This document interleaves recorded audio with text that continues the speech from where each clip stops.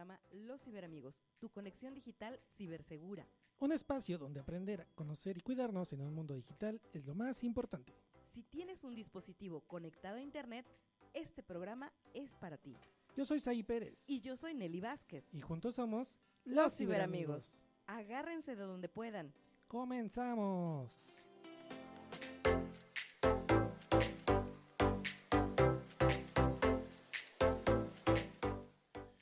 ¿Qué tal? Buenas tardes a todos. ¿Cómo se encuentran el día de hoy? Muchas gracias por estar conectados en su super programa de los Ciberamigos, su conexión digital cibersegura. En esta ocasión, en este programa, tendremos una invitada, una super invitada, una amiga que conocemos de hace algún tiempo, que nos va a estar hablando sobre un tema bastante interesante, sobre la importancia de la protección de los datos personales. ¿Qué es un dato personal? ¿Cómo se come? ¿Qué hace? ¿Cómo lo obtenemos? ¿Cómo lo pueden robar? Sobre todo eso, cómo tener esa gestión de la información. Adicional, vamos a tener un tema sobre los neuroderechos, tema conocido, tema poco conocido más bien, en auge en este momento, pero también no por eso menos importante. Tenemos en este sentido esa información. Y hablando de información, no olviden compartir este contenido en todas las redes sociales, Facebook, Twitter, Instagram, YouTube. En el canal de YouTube tenemos información, tenemos contenido exclusivo. Por favor, revisen el canal porque tenemos ahí sorpresas para ustedes en esta plataforma, así como también en Spotify. A los que nos siguen, saludos a todos que tienen esta interacción con nosotros todos los días, cada semana y día con día. Como lo mencionamos, tenemos un tema bastante importante, ahora sí que a desarrollar en el transcurso de lo que es todo el programa, porque la importancia de tener seguros nuestros datos. Muchas veces tenemos esa información, esa cuenta, ese correo que probablemente no utilizamos y no sabemos si en algún momento se cerró. Y no nada más hablando de correo, lo mismo sucede con redes sociales, lo mismo sucede con alguna otra situación en donde involucre tener información personal. Y ahorita, en este sentido, tener la información resguardada, la información personal resguardada, creo que es una de las situaciones que en la mayoría no ponemos atención. Entonces tenemos disperso esa parte aquí, allá, en todos lados, y no hay ese cuidado.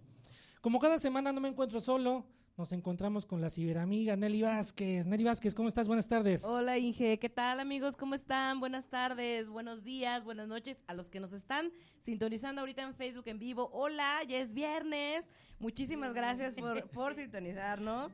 Muchas gracias y saludos. Isaura Méndez, ¿cómo estás? Buenas tardes, buenas tardes. Empezamos antes, porque les voy a contar que el tráfico en la Ciudad de México está de locos. Aparte, ahorita está lloviendo, hay mucho tráfico también y muchos accidentes, entonces entramos un poco atrasados, pero bueno, muchas gracias a todos por los que nos siguen. Hola, Alix, ¿cómo estás, amigo? Buenas tardes, gracias por sintonizarnos. Un saludo a Jonathan Morales, que también nos está viendo. Hola, primo, bienvenidos y muchas gracias por estar con nosotros. Hoy vamos a tener un programa de verdad, Inge, muy, muy interesante. Ayer nuestra invitada dio una super conferencia para WOMSI, ella es WOMSI, y dio una conferencia que me dejó a mí así, de verdad que con la mandíbula abierta, porque justamente el tema de datos personales es algo que pocos identificamos. ¿Cuáles son nuestros datos sensibles? ¿Cuáles son nuestros datos pues que debemos de tener resguardados, que debemos de cuidar, que tienen un valor? Pero más allá de eso, también los que están en nuestro cerebro.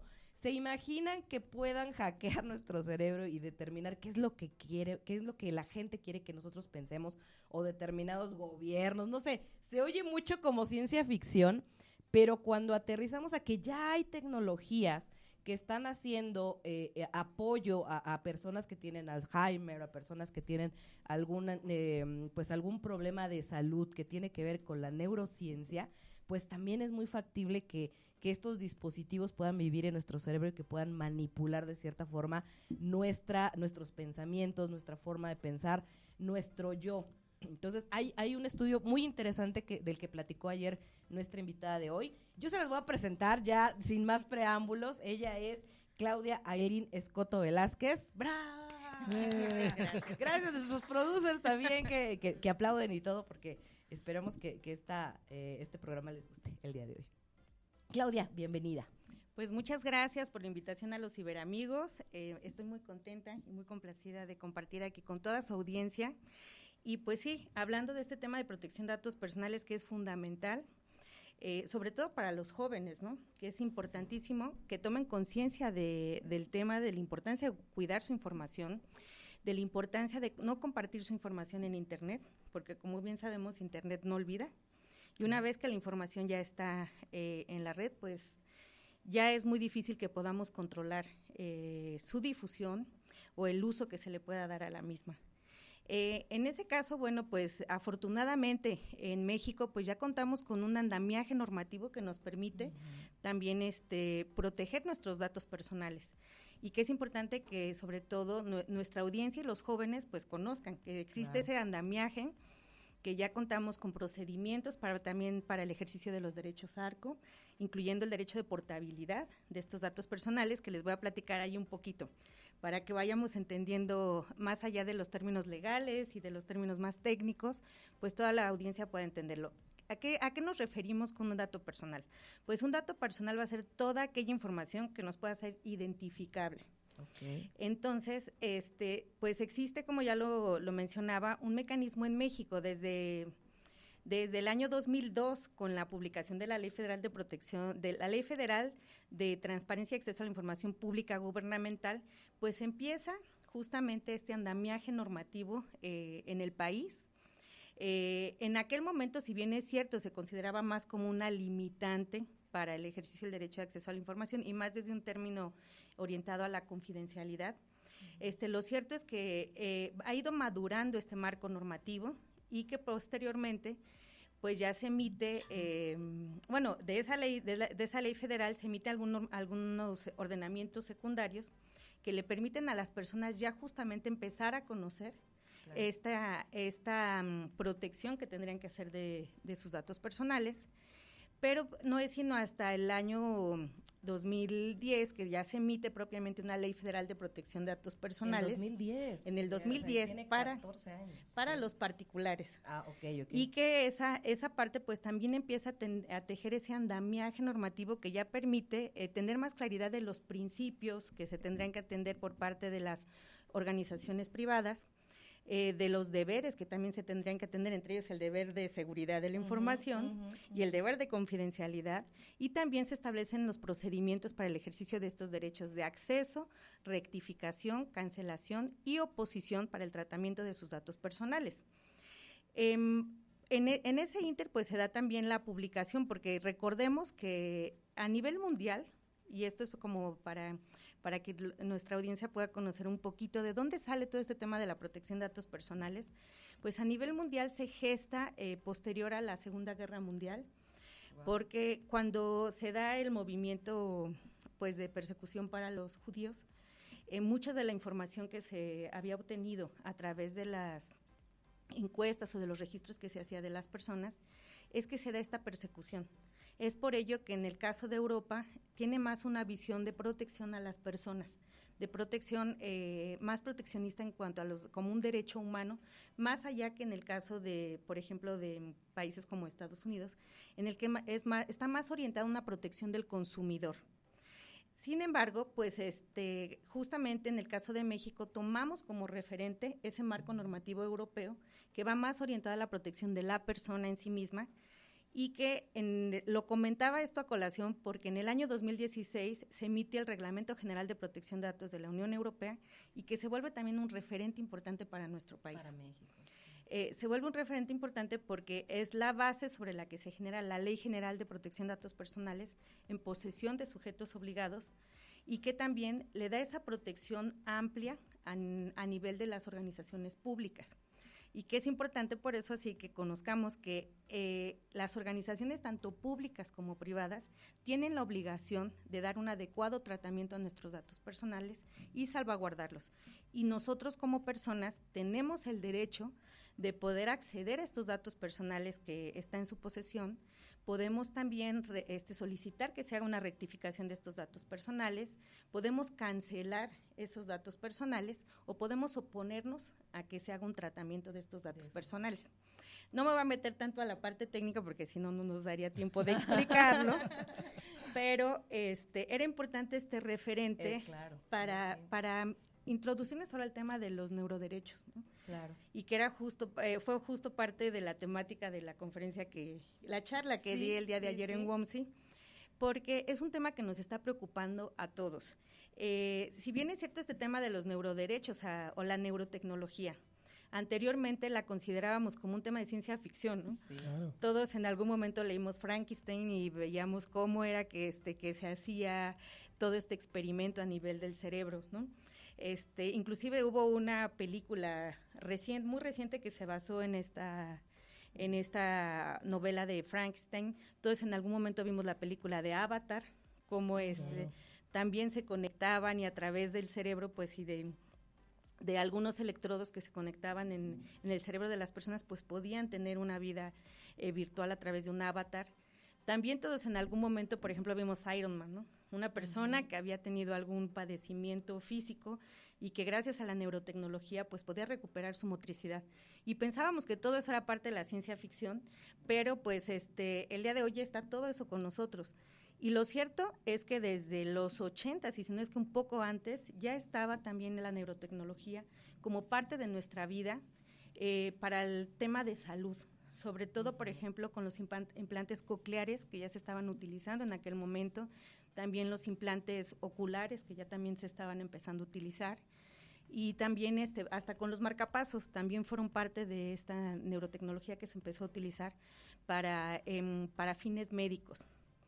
El tema es que actualmente la neurotecnología ya está cada vez más al alcance de todas las personas y que se puede utilizar ya no solo para fines médicos, sino también para fines lúdicos.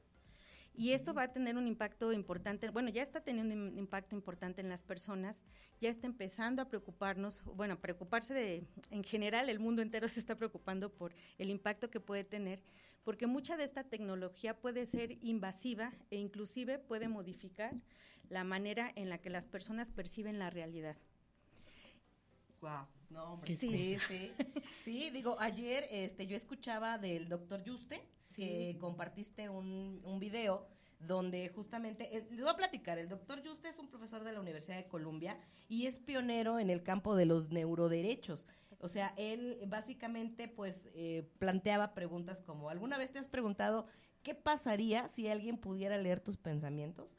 No estamos hablando de ciencia ficción, sino de neurotecnologías, ¿no? En un mundo donde, pues, si ya damos este acceso, pues sí, es importante conocer cuáles serían nuestros derechos básicos, ¿no? Para que no modifiquen, pues, lo que tú hablabas de nuestro propio yo, nuestra esencia del yo, ¿no? Entonces, los neuroderechos que él plantea son una categoría de derechos humanos, que también, de hecho, por ahí al final lo comentaban, ¿no? De, oye, pues, ¿esto se contrapone o es parte de los derechos que como humanos tenemos para que no sean invasivos, ¿no? De cierta forma. Así es.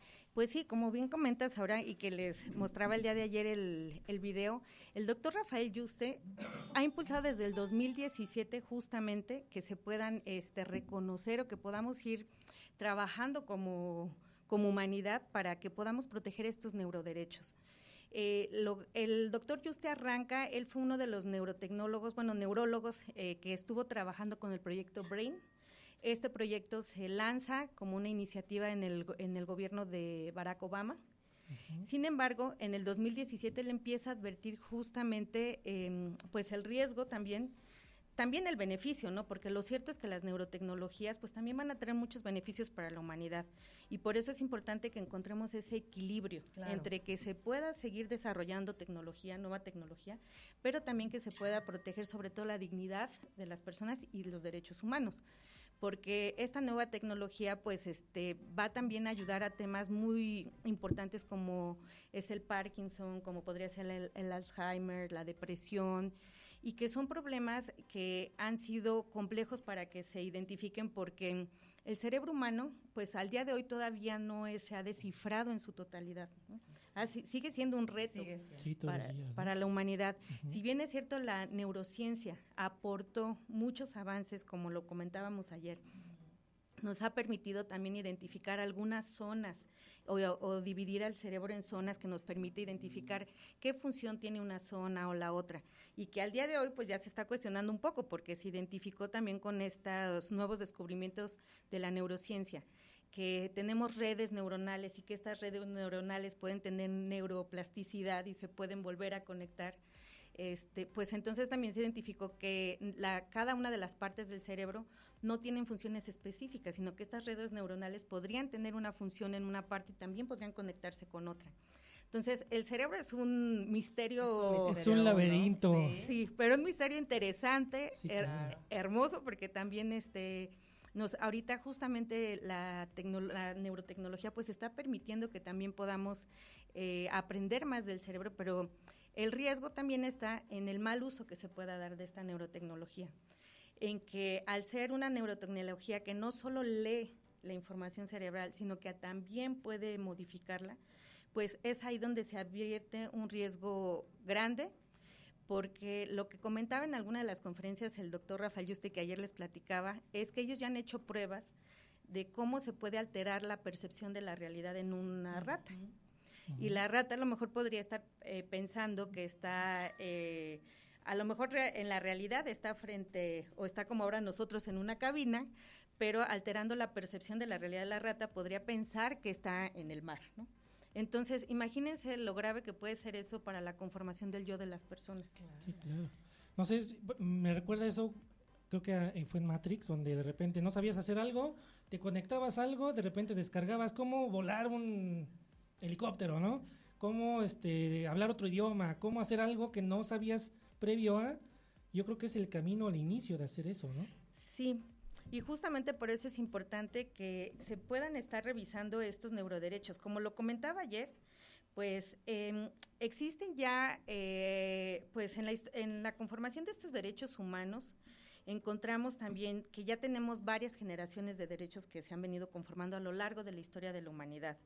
En principio, pues tenemos los derechos civiles y políticos, luego le siguieron los sociales, los económicos y los culturales, posteriormente los de solidaridad, y ahora viene este nuevo discurso, este nuevo debate de la conformación de estos nuevos derechos.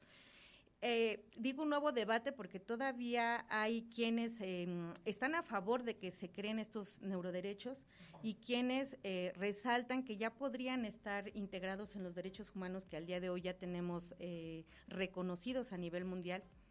Sin embargo, pues en mi punto de vista muy particular, como lo comentaba ayer, yo estoy a favor de la propuesta de que se configuren nuevos derechos, porque considero que la importancia y la trascendencia que van a tener para poder influir en la toma de decisiones de las personas, en que se salvaguarde la privacidad mental, en que se salvaguarde también la información que se derive para que pueda haber un perfilamiento, una manipulación ya muy dirigida, pues va a ser pues de gran relevancia y no va a ser un tema que debiera dejarse a la interpretación. Creo que sí tendría que estar muy bien delimitado. Exacto. Claro.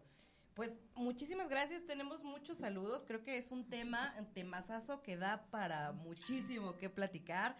Muchas gracias, nos está viendo Juan Pedro Reyes. Hola Inge, buenas noches. Hola Anet de Tecnet, perdón. ¿Cómo estás? Anet es pues ahora sí que una persona que ha motivado mucho el generar contenido para también difundir mucho de información en temas de ciberseguridad.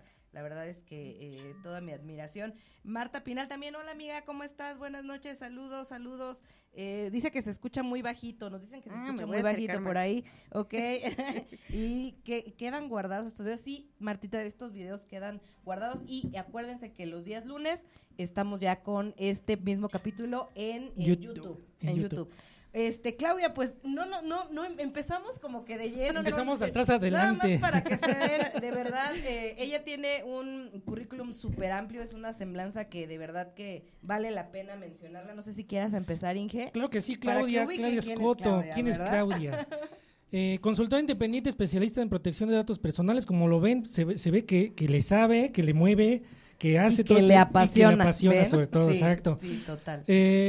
Lo que son especialistas en protección de datos personales, acceso a la gestión de información y ciberseguridad. Tiene una maestría en Derecho con orientación al acceso a la información por parte de la UNAM, especialista en el Reglamento General de Protección de Datos de la Unión Europea, que es lo que comentó hace un momento, impartido por la UNED y la AEPD en España.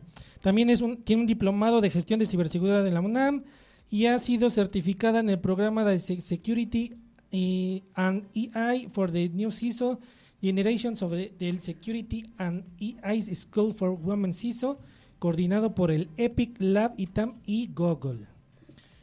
Bueno, pues además ella ha participado en el Cybersecurity Summer Bootcamp de la Policy Markers, fue intensivo, organizado por la Universidad de León e INCIBE en España con la colaboración de la OEA. Formó parte de la primera, ¿qué es? ¿Consorte del Women o cohorte? Cohorte. De la cohorte del Women in GovTech Challenge 2023-2024, hace poquito, y una iniciativa que fue liderada por el Ministerio de Asuntos Exteriores de Estonia, la GIS, el ITU y The Digital Impact Alliance. Cuenta con más de 25 años de experiencia. Empezaste muy jovencita, Cleo. Empezó así, muy, muy joven. Esa es la parte, y empezó. Esa es la parte que luego no me gusta platicar, sí, porque hacen cuentas. Hacen cuentas. Bueno, ella ha estado en la administración pública en temas relacionados con protección de datos personales, transparencia, acceso, gestión de la información, así como la implementación de tecnologías. Es integrante de diversos grupos y consejos nacionales e internacionales en ciberseguridad e inteligencia artificial. Pues como lo ven, es un pergamino de credenciales que tenemos aquí en esta mesa. Y un honor que haya tomado esta hora de tu tiempo, Clau, te lo agradezco de verdad muchísimo para compartir con todos ustedes y con nuestra audiencia y con los ciberamigos, porque aparte es ciberamiga. Nos sigue en el grupo. Una nueva ciberamiga. Muchas gracias por eso, por tu tiempo, por tu espacio y sobre todo por compartir con toda la audiencia esta información. Y hablando de compartir, no olviden hacerlo en todas las redes sociales, Twitter, Facebook, Instagram.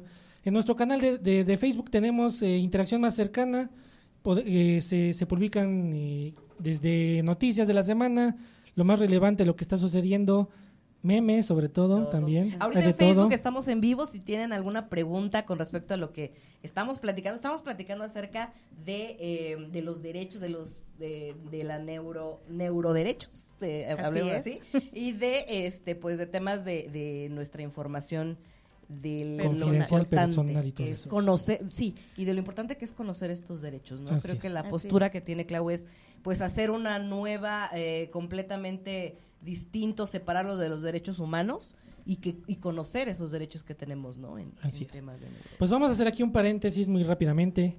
Ya hablamos y empezamos a desarrollar rápidamente el tema, derechos, qué es lo que implica todo el asunto, pero queremos ir un poco más hacia allá y hacerte una pregunta. ¿Tú cuando tenías 10 años te imaginabas que ibas a estar en este mundo del derecho? Pues la primera razón que me ha llevado hasta donde estoy es justamente que desde que era niña era curiosa. Y esa curiosidad me llevó a querer seguir aprendiendo.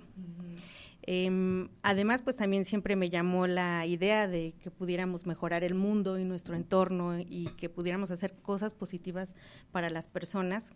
Eso me llevó a estudiar todo lo que he estudiado y a seguirme formando. Es un compromiso, esa curiosidad me lleva a seguirme formando de manera permanente y en pro de seguir colaborando en diferentes proyectos, de seguir aprendiendo. Y esa es una parte y algo que quisiera recomendarle también a todos los jóvenes que nos están escuchando el día de hoy, que justamente mantengan esa curiosidad, que puedan identificar lo que les gusta, se atrevan a acercarse a las personas que son referentes en los temas. En mi caso, por ejemplo, cuando yo estaba todavía en la universidad, para mí un referente era Jacqueline Pechard, que fue comisionada presidente de la ahora INAI, en ese entonces el IFAI, y que se volvió una mujer que era un referente para mi formación y para lo que yo quería aprender y para cómo me quería yo ver también en un futuro. Y pues creo que justamente también es importante tomar esos referentes, pero también acercarnos a las organizaciones que manejan los temas, como es el caso de WOMSI, como es el caso de otras organizaciones que también van trayendo los temas en ciberseguridad, los temas en protección de datos, con cualquier tema que nos apasione, tendremos que irnos acercando para no solo aprender desde el referente profesional, no solo hacer ese networking, sino también aprender desde las personas cómo es que fueron librando diferentes batallas para llegar hasta donde están. Claro, todo siempre viene de la mano una cosa con la otra. A lo largo de todos los programas hemos visto que la necesidad de conocer siempre hace una diferencia, ¿no? No quedarse estancados en lo que estás haciendo, siempre tratar de innovar, tratar de conocer, tratar de acercarse a las personas que son las correctas en lo que estás desarrollando. Creo que es una parte que te puede cambiar la vida.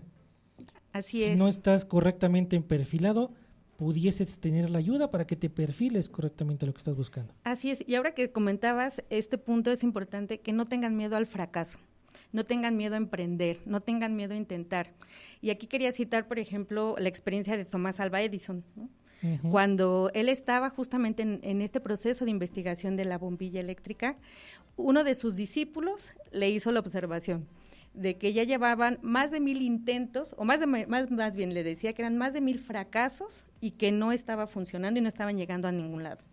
Y Thomas Alva Edison les dice, no, ya llevamos más de mil maneras en las que aprendimos cómo no se tenía que hacer, y a la 1200 pudo llegar al objetivo que tenía pensado.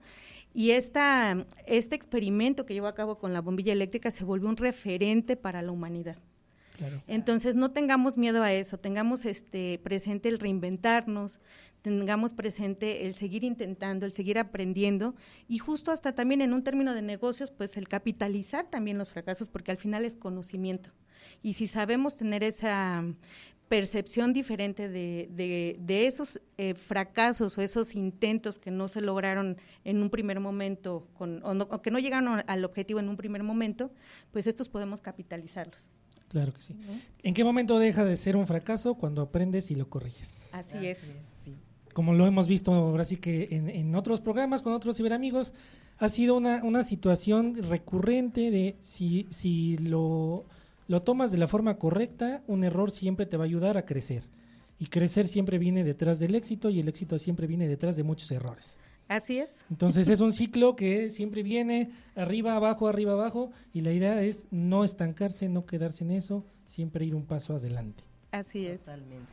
Clau, y bueno, hablando acerca de los neuroderechos y del tema de conocer, ¿no? Conocer y informarnos sobre a qué tenemos derecho nosotros como usuarios, de que no, un ejemplo muy claro que a mí me ha tocado mucho es cuando yo voy a un edificio o cuando yo voy a una empresa y me piden mi INE, ¿no? Y lo dejo ahí.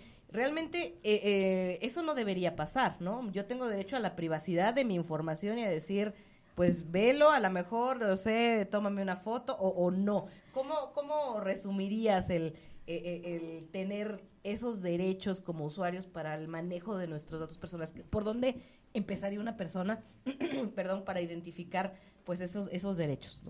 Lo primero es que como personas identifiquemos que los datos deben de ser proporcionales.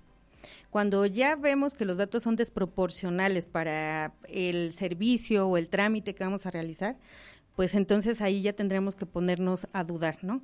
Un ejemplo, si yo voy a ir a hacerme un estudio médico por alguna cuestión de salud, y cuando van a brindarme este servicio, me solicitan algunos datos personales, pero la finalidad primaria, que es que me brinden ese servicio, no tendría que estar condicionada a que yo aceptara finalidades secundarias, como es el caso a lo mejor de que mi información se comparta con aseguradoras, y que eso a lo mejor pueda llevar un riesgo como, pues a lo mejor que haya una discriminación el día que yo quiera contratar un seguro, a lo mejor me lo dan más caro, o a lo mejor si quiero acceder a un crédito bancario no me lo dan porque saben que tengo un padecimiento médico, y entonces puedo ser sujeta de una discriminación.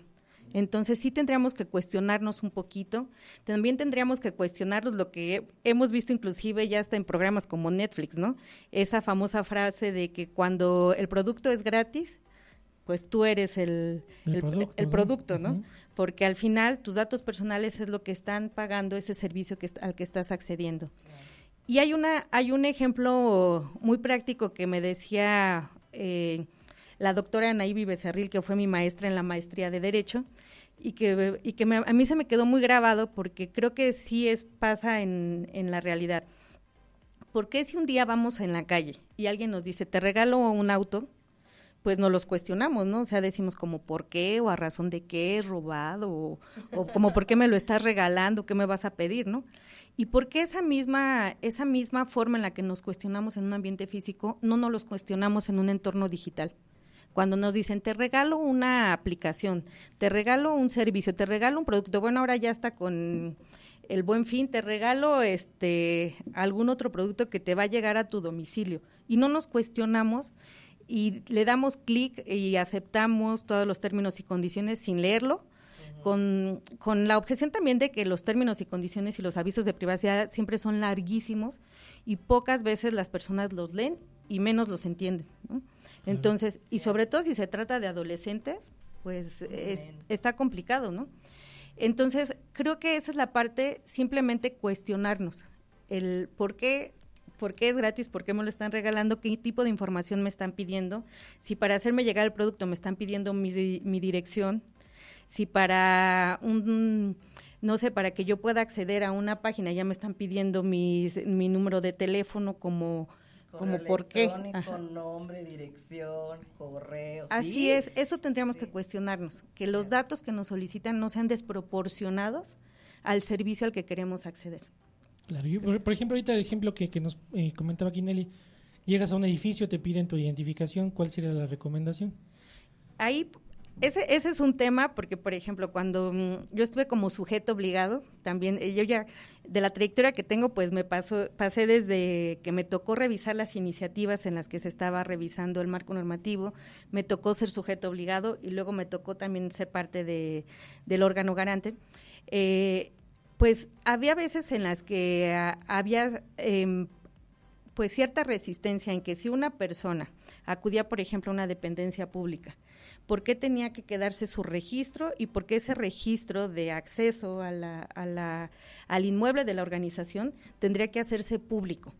Y lo que nosotros, bueno, cuando se hacían esas solicitudes de acceso a la información, ese tipo de registros, pues lo que les decíamos es que al final es un inmueble público, por cuestiones de seguridad es que se llevan a cabo esos registros. En algunos casos, pues sí les toman hasta fotografías, pero también ahí es importante que desde el lado de la organización, pues se tenga conciencia que entre más datos personales recaben y más si esos datos personales puedan ser sensibles, como es el caso de si la INE tuviera a la vista la dirección de la persona, pues se vuelve un dato personal que podría poner también en riesgo a las personas mismas, ¿no? Entonces, si entre más datos personales recaben, pues van a tener que implementar mayores medidas de seguridad. Pero por otro lado, también las personas tienen esa decisión de qué tipo de información entregan y cuál no.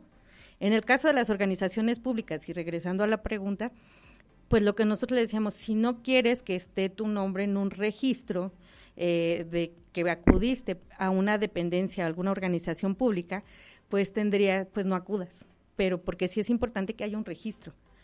Ahí donde está el meollo es en qué tan desproporcionado pudiera ser, y nosotros tenemos la opción de decidir si lo hacemos o no.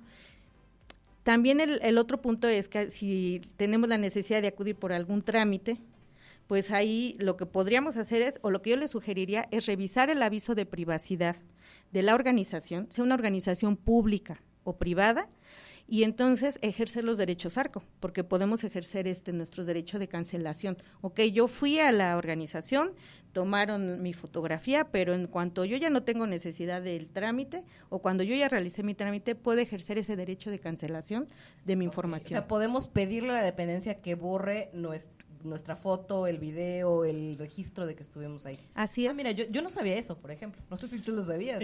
Sí, tenía un poco de conocimiento. Y aquí viene un tema, por ejemplo, una de esas historias de terror, ¿no?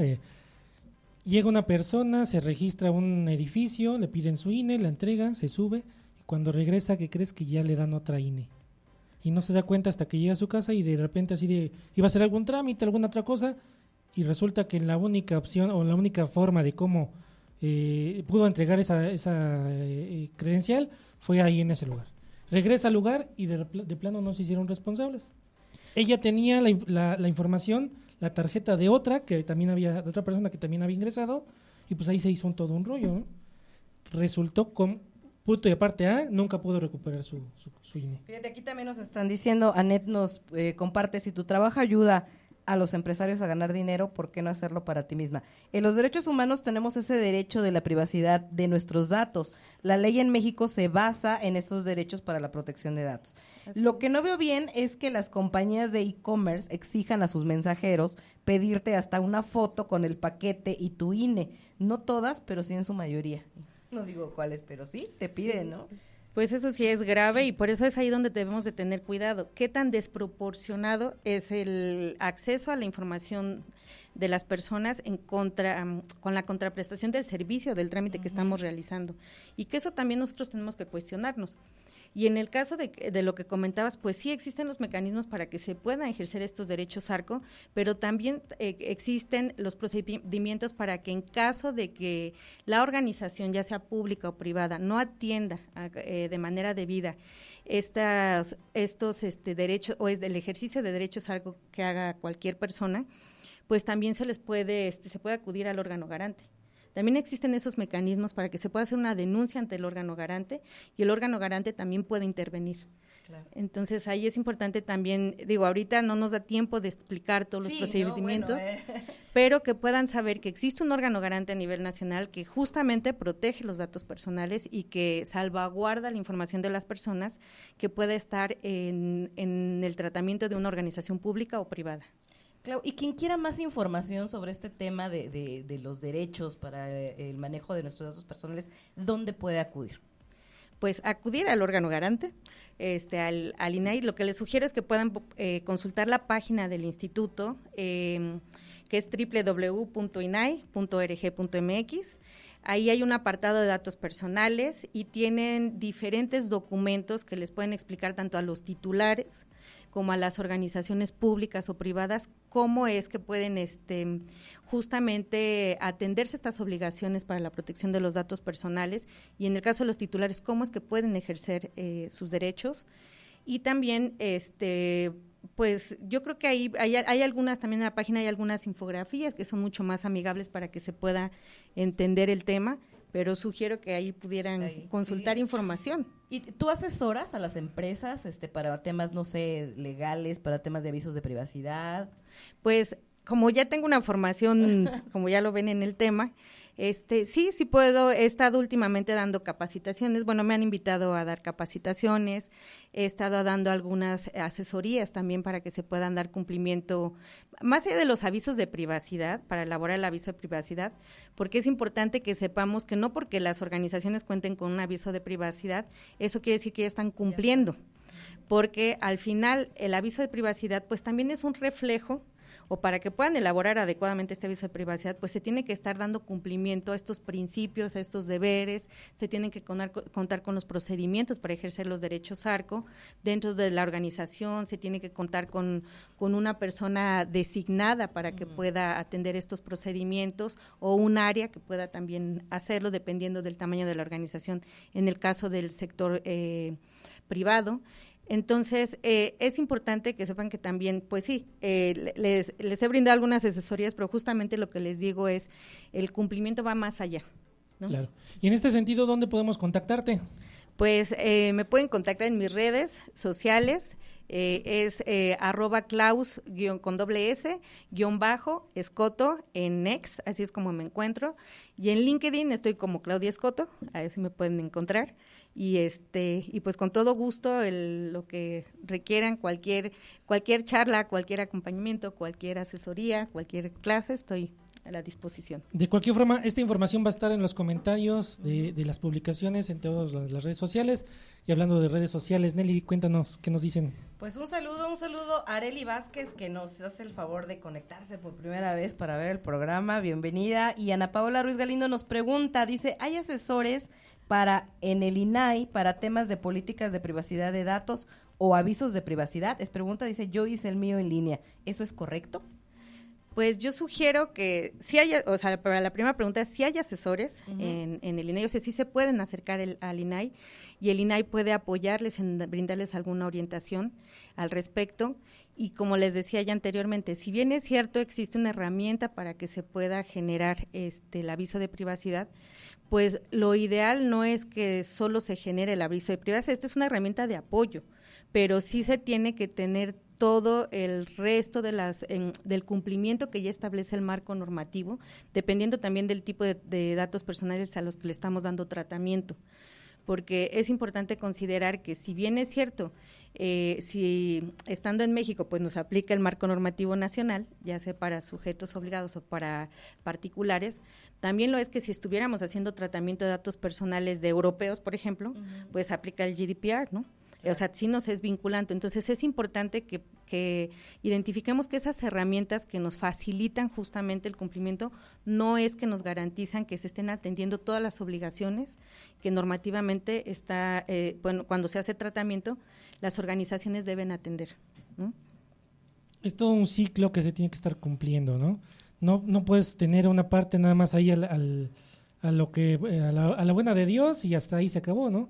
Tiene que tener un proceso de cómo se hace, cómo se produce, cómo se aplica y sobre todo cómo proteges, ¿no? Y creo que es ahí donde entra un tema bastante importante, que es el tema de gestión de la información. Así es. Entonces, son todas que vienen de la mano, ¿no? No te puedes saltar una sin tener la otra, porque al final del día es todo un conjunto, es toda una ¿cómo llamarlo?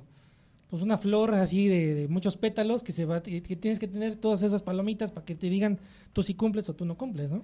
Un saludo, a Claudia Torres nos dice buenas noches. Marta Pinal nos dice, creo que se debería de hablar más de este tema porque abarca muchos sectores para el cuidado de nuestra información, pero creo que hace falta mucha información explicada de manera simple, ¿no? Dice, felicidades, me encantó, te manda saludos. Ángela Figueroa, buenas noches.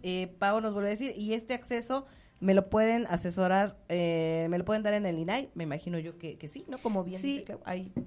Yo ahora ya no estoy colaborando en el INAI, pero si se acercan al Centro de Atención a la Sociedad, justamente también es un primer acercamiento y ellos les pueden canalizar hacia el área ya propiamente de la organización, dependiendo del tipo de atención o el tipo de información al que requieran tener acceso. También este Centro de Atención a la Sociedad es un mecanismo, se puede acceder de manera presencial, se puede también hacer vía telefónica.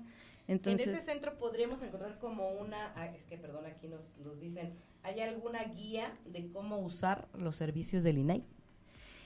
Desconozco si hay una guía como tal, pero el Centro de Atención a la Sociedad creo que es el primer punto de contacto con el que podrían acercarse, y ellos lo que hacen es que canalizan, dependiendo del tipo de requerimiento de las personas, lo canalizan hacia adentro de la organización. Entonces, lo que yo les sugiero es que ya sea que se metan a la página y lo puedan hacer vía telefónica, o ya sea que puedan acudir directamente a las instalaciones del INAI, y que eso pues también estaría lindo para que las conozcan y que puedan acercarse, porque justamente ese Centro de Atención a la Sociedad está para las personas, está para que puedan conocer pues en cuanto al cumplimiento, pero también cómo se pueden ejercer los derechos, ¿no? Nos dice sí, Anet nos dice sí, eso iba a preguntar si lo toman en cuenta, ya que las organizaciones europeas indican que sí hay relaciones comerciales con Europa, se debe respetar su aviso de privacidad. Claro. Buenas noches, Ángela nos dice siempre aprendo algo más. Es la idea que todos los viernes aprendamos algo, que nos vayamos a acostar con algo que no sabíamos. Correcto. Saludos desde Mérida, nos dice Claudia Torres, saludos. Y Pau nos dice, la GDPR, ¿qué tanto nos pega en México para una campaña de marketing, por ejemplo?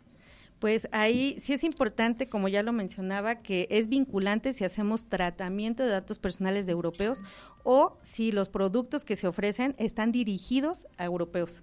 Entonces es importante que sí pues revisen el tipo de información, sobre todo esto que mencionabas de la vinculación a procesos, porque de repente se piensa que el cumplimiento es aislado. Y no es aislado. O sea, se tendrían que analizar muy bien justamente los procesos de negocio, separarlos de los procesos operativos de la organización y de los procesos de apoyo. Este análisis desde esa vinculación a procesos nos va a permitir identificar también cuáles son los datos que van a ser el input para que se detone ese proceso, nos va a permitir también identificar el ciclo de vida de los datos personales y nos va a permitir también identificar, y como parte del principio de calidad de los datos personales, identificar en qué momento se tendrían que cancelar, cuáles se bloquean, cuáles se conservan, pero todo eso, desde mi punto de vista, o yo que he trabajado mucho para la gestión de información, vinculada a la protección de datos personales, vinculado al acceso a la información, pero desde esa visión de procesos, creo que es importantísimo que tengamos claro primero cuál es el proceso del negocio. Pues como lo ven, es un tema muy importante, bastante extenso, que desafortunadamente en este programa no podemos abarcar. Nos quedó muy cortita esta hora. Muy cortita esta hora. Muy cortita. Para cerrar rápidamente en esta interacción que tenemos con el día de hoy, una pregunta rápida. Y con esto cerramos el programa. ¿Qué le dirías tú a la niña de 10 años actualmente? Le diría que se siga entusiasmando por los temas que le apasionan, que siga aprendiendo, que siga siendo solidaria, porque la solidaridad entre todos lo sabemos todo. Entonces es importante que sigamos compartiendo nuestro conocimiento, que sigamos trabajando por conformar un mundo mejor para todas y para todos.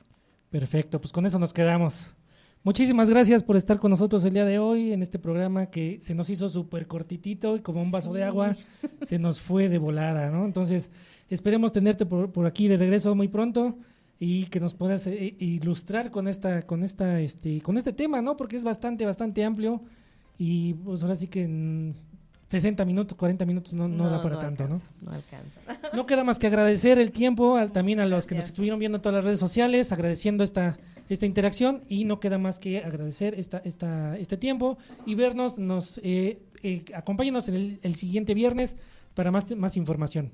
Síganos en las redes sociales, muchas gracias, estamos en contacto. Adiós. Bye. Adiós, ciberamigos.